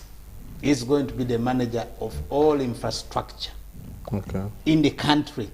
Even these stadiums we're going to build, the Namboles, the what, all that now under the new law is going to be managed by one entity, that's National Council of Sports. Good. Okay. That's great. That's Good. great. As Council Mercy wants to come in, Sean Mubiru say, thank you for watching. Sean, he says, good debate. Government of Uganda has 2 jobs to do: an enabling sport law that will ensure good practices and investments, whether from public or private sector, investment into sport infrastructure. 2, government needs to give concessions to the big taxpayers so that they can be able to invest a certain percentage into sports. Then 3, clubs must work on their governance to be able to deliver on the sporting and business success. Clubs should build properties around themselves to be able to project themselves as businesses. Great. Weigh in. Yeah, so I'll pick up from something that Honorable Matipenduzi mentioned about how do clubs, build academies and build that foundation around themselves. And like I said earlier, most of our clubs that you see today I don't think they were built on the foundation or the understanding of sports as we know it now. And I'll say, for example, for my club, it was sheer passion, like what you've been describing, where in December people are playing ED Cup, and you start to see talent and say, you know what, let's organize these people. That is how Onduparaka began. No one knew how football is governed until we found ourselves in the finals of Uganda Cup and had already qualified for the UPL. And all of a sudden now, oh my God, we're on a big stage. Now we need to start organizing the governance. But the talent was immense, the reason that they were at the finals of both competitions at the same time. None of these players from anywhere, grassroots players, young players, but they just had talent and the passion to play. And then we had to learn certain aspects on the way, and you know, the community, the church offered the field where we play today, the Church of Uganda, to say here, start from here. And then the communities came and built things around it for us to play. That's an example. And I know so many others as well. They find themselves in this big stage, and now you realize you have to invest in this particular organization you have, which is the club, but you start to understand that, oh, we need to build a foundation to sustain it. And you start to realize that you must invest further to have that foundation solid for you to contribute to this club and for this club to contribute to the nation. And you can see that they relate to each other. And so that is where we now need to hold one another's hands. And when we speak about government, I don't look at just national government, even local governments. Exactly. I remember a couple of years ago, by then Warua district, local government, you know, in their planning, they budgeted for some money that they gave the club. You know, it was in their budget. And they said, this is our contribution to what you're doing. We've seen the benefits, we see your struggles, but this is it. Even as small as it looked, it meant everything, that they had recognized the value of the sport in the area. And I believe that at that level as well, whatever kind of support in terms of, they know the investors that come. Sometimes these investors come through the formal structures of governance. How do you encourage them and redirect them where to put the investments? For example, West Nile right now is hosting the biggest number of refugees in this country. Yes. How many organizations are investing money there to support the refugee community? How much of that are we channeling back into sports, for example, which is very vital in, you know, fostering unity between host communities and the refugee communities, in terms of, you know, coaching, building capacity of local coaches. If you go to the refugee camps, you'll find very small football clubs, and people are playing. We've done a lot of CSR in the refugee community, playing with, because they know these clubs, they love football, they follow it. And when you go, you see talent as well. You see, despite what they're going through, this is their one area of getaway. How do we compel all the stakeholders in that fraternity to invest within the West Nile community to strengthen existing, you know, sports structures, whether it's through the clubs? And me, I believe you start with what is existing. If there are 2 football clubs there, how do we provide leadership and ensure that there is a guided investment to say there is a football club here, but they may need an academy? Can we have investor X work with the clubs here to have one facility here which can be used to develop the sports further? But when this burden is heaped just on the sports clubs that are struggling themselves to survive, it becomes very difficult for us to have that concerted effort. So we may not have every club have an academy, but we can start with a regional facility, like what the minister was describing, that is going to happen in Hoima. That is going to serve a big number of people, and it still contributes to the same goal, because all these players that come through these systems have to end up somehow at the national team and contribute to the broader goal. But I also want to go back to the issue of sports governance. Even with the meager resources we have, we're having challenges with how sports is governed and how these resources are managed, because they're not managed in a way that we have a collective goal. And now these are the resources we have. How do we use them in a way that it contributes to where we want to go? Because I don't think Qatar, which is not a footballing country, would have devoted the amount of resources they did to invest as much as they did for a broader purpose. It had to take national interest. They had to put aside everything to prioritize this particular investment, knowing that this is where we want to be. Whether we play the football very well or not, this is what we want to be.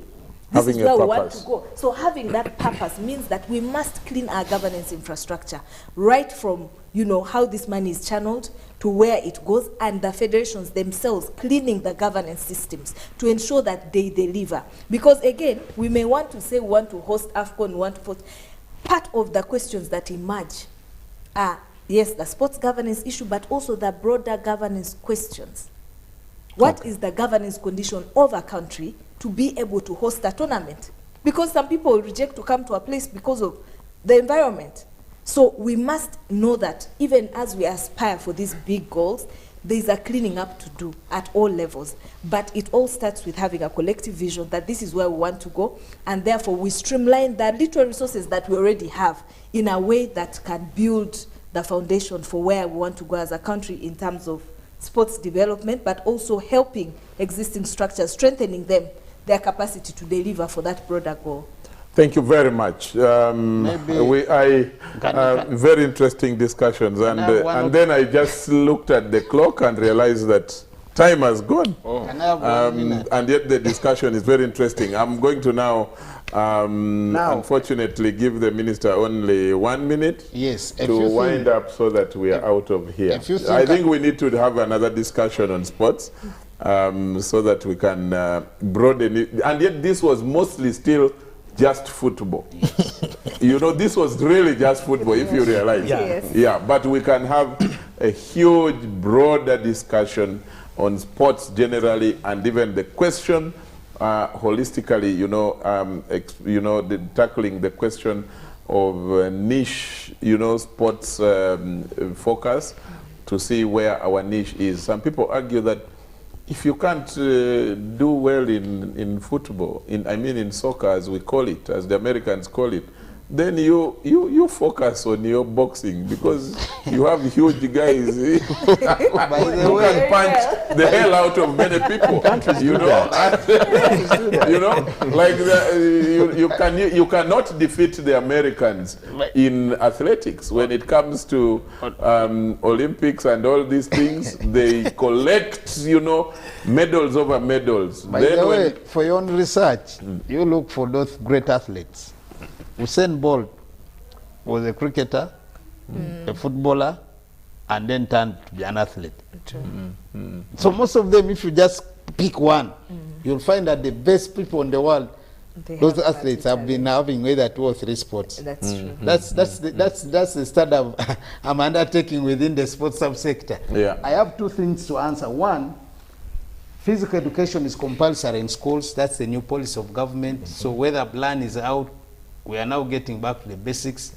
Any school without land, without football pitches, you must sign MOUs with those with. There's no question of hiding, because we must make our children. We want to look at the talent. That's number 1. Number 2, I want to thank my brother Mujib, and I want to say the following. I have what they call a quarterly ministers meeting for stakeholders. And I'm happy of meeting a good ideas here. I will invite you formally, because it is me. To invite any stakeholder who looks to be relevant in helping us develop. Look at the sport. What is the sport do we want to be? I have held one. I phoned it because my colleague was the one who was meant to hold it. But by the time he left, the law mandates me that I must hold it. So it's coming in January. I will be able to invite. Actually, I think I need to interest myself with the clubs, and I invite almost all clubs to come and we sit and we discuss. The other one is, I also want to say that I found a plan to hold a dinner. What failed it was COVID. But the former Minister of Sports, my brother Amson Obua, had already planned with the mom and the First Lady. I am picking it up, because it's one area where we feel if we really invited this private sector, like you've correctly said, for a dinner, we shall be able to ask them, support any. Ours is not to be restrictive.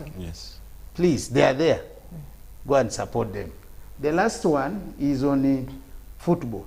I have also learned one thing. That's me, I'm good at learning. I have learned that we are putting more money in the national team, which is a fact, that we put money for the national cranes. But also this is coming in line with even the current law and the new act bill we are discussing in Parliament. We are meant to discuss. The responsibility of taking over the national team, according to the plan of the law, is government. That's why you see any team leaving Uganda. Actually, for government, it is a duty. It is a duty.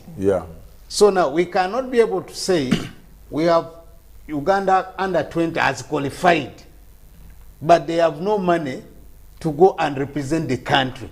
It's no longer FUFA, it's Uganda.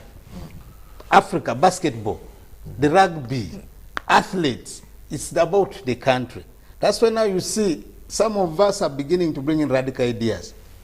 I know the challenges in Ugandan sport, where you find a team of 24 players, but they are officials of 50. They are 50. Exactly. 50 officials.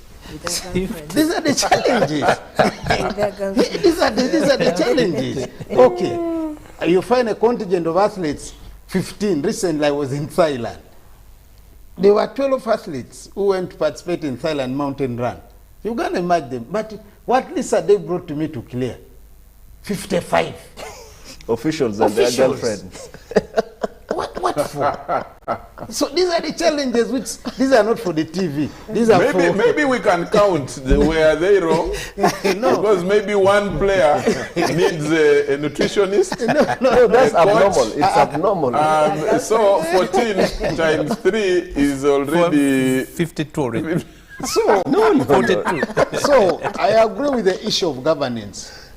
That even the little we have, can we try to manage it well? Because it's recently, of course, again, Nambole, the few things which we are discussing on how to improve it, because of means of works as a consultant, they brought a few ideas which we said, yes. Okay, can we take 4 or 5 people to one of the best stadiums in the world? So that, but you know the list again which was coming, 27. He said, but my God, is this the way we are going to operate in this country? So no, I think the sports managers have taken the idea of teamwork too high, too much. So there must always be a team. It kills the spirit. But as I conclude, I just want to say this, that in all fairness, we will reorganize. As government, I want to promise the country, on behalf of my appointing authority and my senior minister, we are going to reorganize the sports subsector, and Uganda is a powerhouse for sports. And like you've said, bring me to talk about other sports. I have 51 federations. I'm only talking about football. So I have 50 which were not touched. I need the other 50, for instance. But then for me, according to my analysis, the best sport discipline in the country is athletics. Why? Where are the gold medals you're talking about here? You're investing this amount of money into football. Where is the return on investment? Why don't I be given that amount of money? I go to Kusebei, I go to Kavale, I go to Arua. Inzikuru disappeared, but I know I can get my Inzikurus in Arua. Gulu, short races, I was in Boroboro for post-primaries. Except that for you as a minister, you are like a father. So all the children are the same. They are mine, but but now what markets Uganda most? You see, Cheptegei is going to defend a world athletics, world marathon in Australia. For me, when he wins, do you know how Uganda is advertised? These are the things. Yes, you're talking about your football. I want you to go for World Cup. That's when I'm advertised at that level. But if you don't go, how will I be? Should I? If you take the parameter of advertising, but in terms of employment, paying taxes, you know, being nationalistic, football is far ahead. You see now it's becoming selfish now. You see now it's becoming... No. Because our calendar is, you know... No, for football, of course that debate is there. Yes. These people bring the medals, and football does not bring the medals. But what football does internally, first of all, it is everybody's sport in this country. It is played from one border to the other border. Secondly, football employs more people than any other sport. We already talked about it because of the activities that go on. That go around it. Yes. And then the trickle-down effect is exactly, massive. it's so massive. And that's why football takes that precedence when you look at it that way. That is what I'm saying. But Mujib, I have said the most popular sport is football. Am I correct? Yes, yes, yes. And I don't want to say it is, but let's be realistic. Yes, when you are an investor, you want quick returns on investment. I understood. I understood. Thank you very much. That debate continues. And gentlemen, especially gentlemen and lady, especially Honorable Gwang, Mujib, Aldrin, and Council Mercy, I want to really appreciate you on behalf of the UBC and especially behind the headlines. We are so grateful. You you really took this, you know. We are used with Honorable Mapenduzi to having, you know, other loaded discussions here, and this was a good, you know, come down a bit and go have that other perspective of sports and ensure that we discuss it from different perspectives.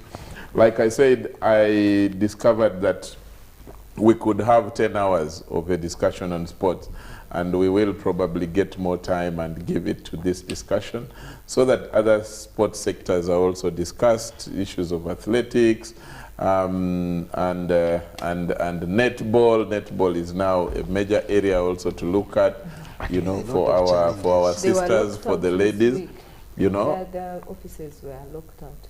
Why? Rent.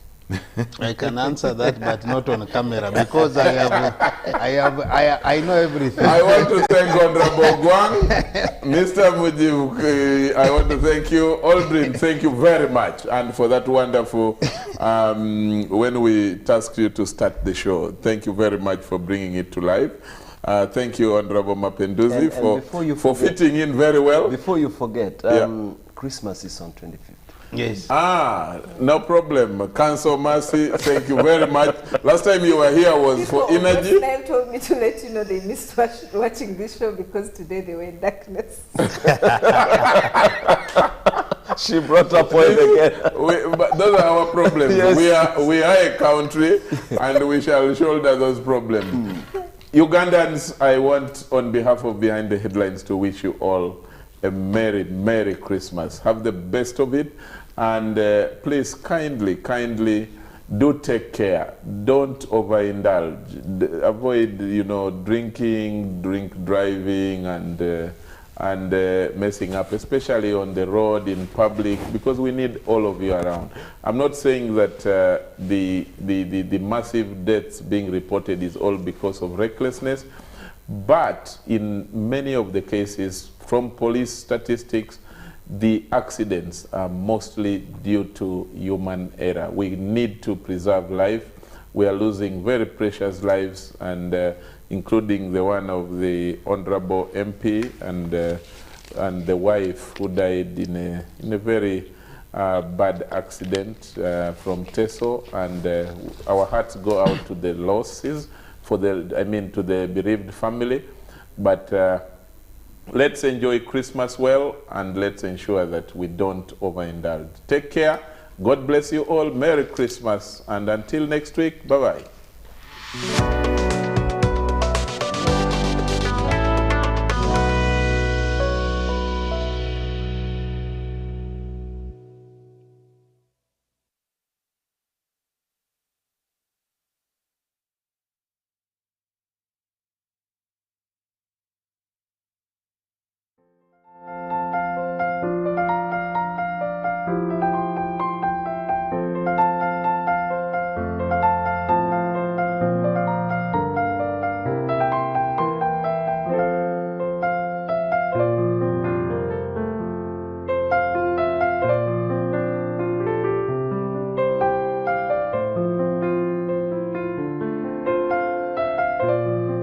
Abanyayuganda mwena amazina ganje nebanyeta Ivan Tumukunde ninyenda kubendeza omwaka mulungi musya kandi hamwe na Christmas eyihorere okuruga tuli bato okusinga abantu banje munonga abachamugashe Kabungo Richard Ruhama Ntunga mu district nimukimanya Christmas kabakire ako kubasa kwikana n'abantu bawe mukaganira mukarya mukashemerwa mukagenda mukashaba. So ninyenda kubendeza omwaka mulungi munonga, and I pray that we are going to use this time to be so kind to each other and use this time to also renew our souls. The world is so harsh for us to be fighting and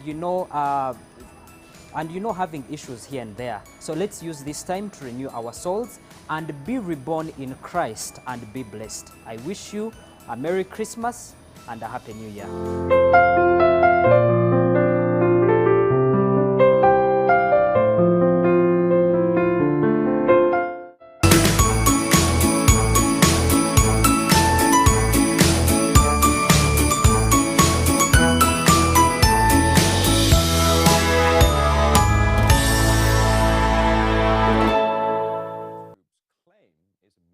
Negligence by prison authorities.